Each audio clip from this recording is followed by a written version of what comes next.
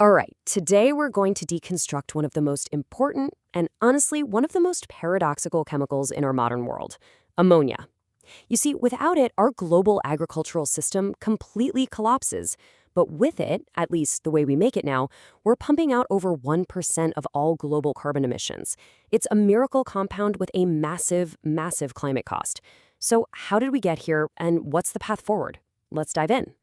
First things first, let's just get a sense of the stakes here. Think about this. Half, half of the entire human population eats because of nitrogen fertilizers. And the chemical foundation for all of that fertilizer? It's ammonia. Without this stuff, our global food system as we know it simply wouldn't exist. It's a true miracle of modern chemistry. But here's that paradox I was talking about. The process of making all that life-sustaining ammonia is incredibly carbon-intensive.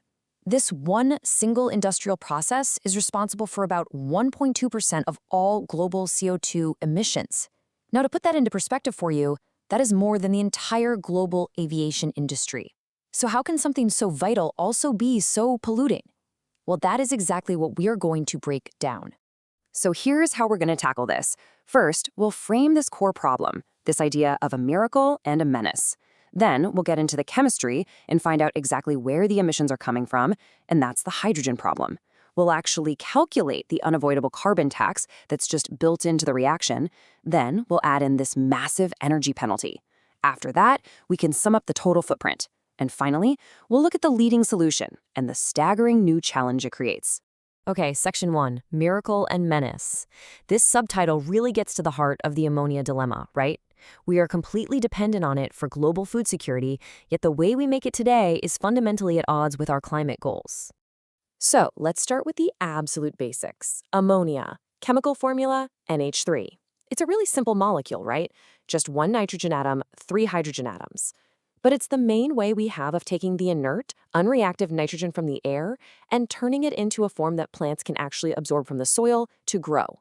The recipe for ammonia seems pretty straightforward on the surface. You just need 2 core ingredients: nitrogen gas, which is N2, and hydrogen gas, H2. But as you're about to see, where you get those ingredients from, well, that makes all the difference. Now, this slide right here frames the entire problem perfectly. Getting the nitrogen, the N2, that's the easy part. The air we're all breathing right now is 78% nitrogen, so the supply is basically limitless. The real challenge, the big industrial and chemical bottleneck, is producing pure hydrogen, H2. And today, the overwhelming way we do that is by using natural gas, which is mostly methane. In the industry, they call this gray hydrogen, and this is exactly where our carbon story begins. So that brings us right into Section 2, the hydrogen problem. You see, to really understand ammonia's carbon footprint, we first have to understand how we make its most difficult ingredient. We need to unpack the dominant industrial process for this, which is known as steam methane reforming, or SMR for short. And here it is. This is the core chemical reaction for steam methane reforming. We take one molecule of methane, CH4, and we react it with 2 molecules of very high temperature steam, H2O. Now, the output is what we want. We get 4 molecules of hydrogen, 4H2. But look what else is produced. 1 molecule of carbon dioxide, CO2. And notice, this CO2 is a direct product of the reaction. It's not from burning fuel to create heat. It is chemically guaranteed by the simple fact that we're using methane as our source of hydrogen. This brings us to a really critical term you need to know: process emissions. These are emissions that come directly from the chemistry of the feedstock itself. It doesn't matter how efficient your plant is or how perfectly you run the reaction. As long as you use methane to make your hydrogen, you are chemically forced to release that carbon atom as CO2. It's a feature, not a bug, of this entire process. All right, Section 3, the chemistry's carbon tax. Now that we know where that CO2 comes from, let's actually do the math. We're going to perform a stoichiometric calculation. All that means is we're going to use the atomic weights of the elements to figure out the perfect no-waste chemical recipe. And this is going to tell us the absolute minimum amount of CO2 we are forced to create. It's like an unavoidable tax for using this chemical pathway.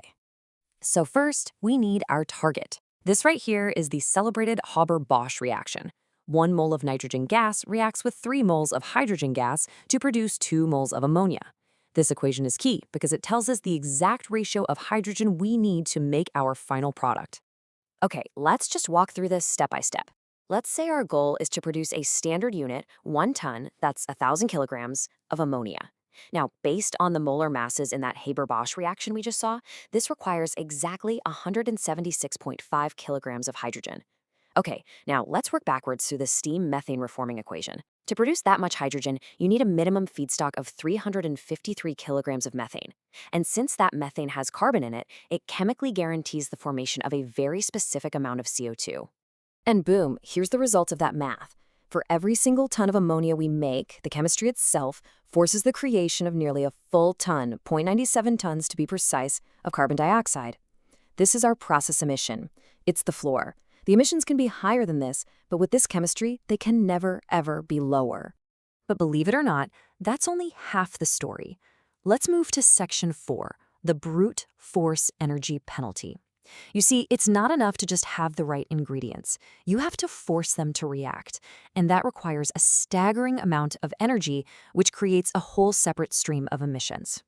So why do we need so much energy? Well, the answer lies with that nitrogen molecule N2. The two nitrogen atoms in it are held together by one of the strongest bonds in all of nature, a triple covalent bond. Breaking that bond is incredibly difficult. And even with the help of a special iron-based catalyst to lower the energy needed, you still need brute force. And that means running the reactor at extremely high temperatures, between 400 and 500 degrees Celsius, and literally crushing the gases at immense pressures, typically 150 to 250 times our normal atmospheric pressure. Now, what's really cool about this slide is that it helps you visualize where all that brute force is being applied. You can see the nitrogen and hydrogen gases being pumped and compressed, and then they're fed into this central catalyst chamber. This is the heart of the plant. It's where those extreme temperatures and pressures are maintained, forcing that reaction to happen.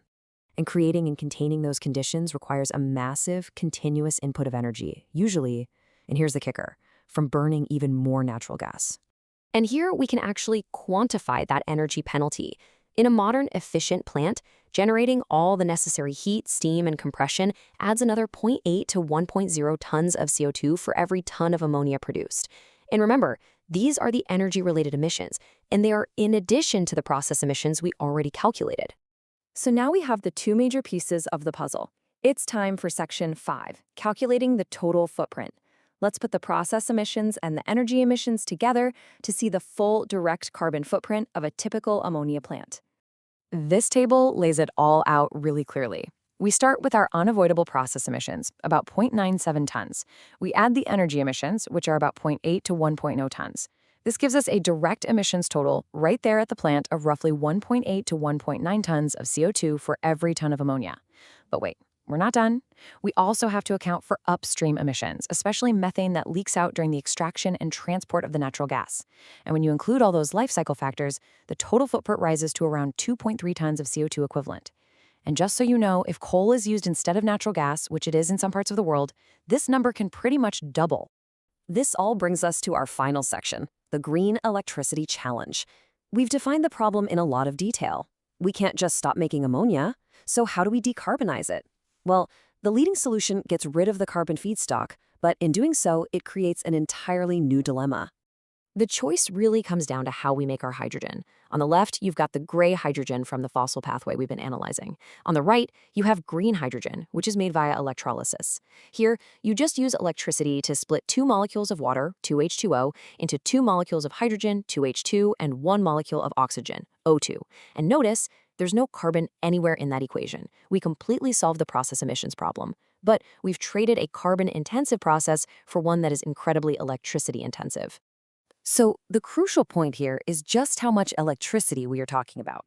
To make just 1 ton of green ammonia, you need roughly 10 megawatt-hours of clean, reliable electricity.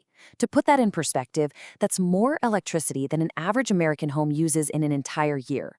And over 90% of that massive energy budget is just for making the hydrogen.